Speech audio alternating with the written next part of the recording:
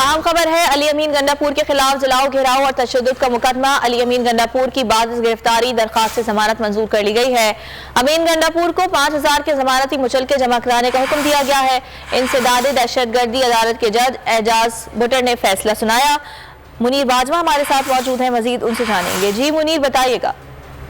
جی ہاں بالکل، لاہور کے دہشت گردی عدالت کے جج اعجاز بٹر نے تحریک انصاف کے رہنما علی امین گنڈاپور کی جلاؤ گراؤ اور تشدد کے مقدمہ میں ضمانت پر رہائی کی درخواست منظور کر لی ہے اور عدالت نے انہیں 50,000 روپے کے ضمانتی مچلکے بھی جمع کروانے کا حکم دیا ہے۔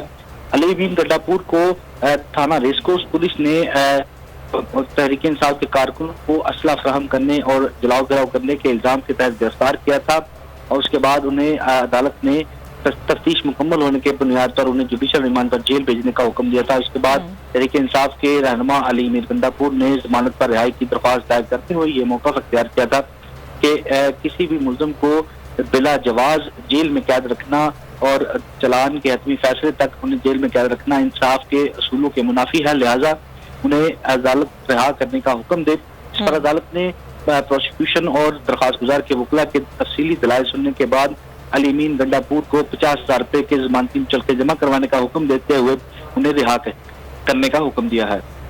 ٹھیک ہے منیر باجوہ، بہت شکریہ آپ کا۔ ہوائے نفس کی ہے حکمرانی، لٹیرا کر رہا ہے پاسبانی۔ بول نیوز کے مارکیٹنگ ہیڈ آکاش رام تاحال لاپتہ، تفتیشی ادارے جواب دینے سے قاصر، اہل خانہ پریشان، بیٹے کی جدائی میں ماں غم سے نڈھال۔ جو بچو ہندو ہوا پر آئے تھے جو کو پاکستانی، مجھے مہربانی کرے پنجو آکاش واپس کयो۔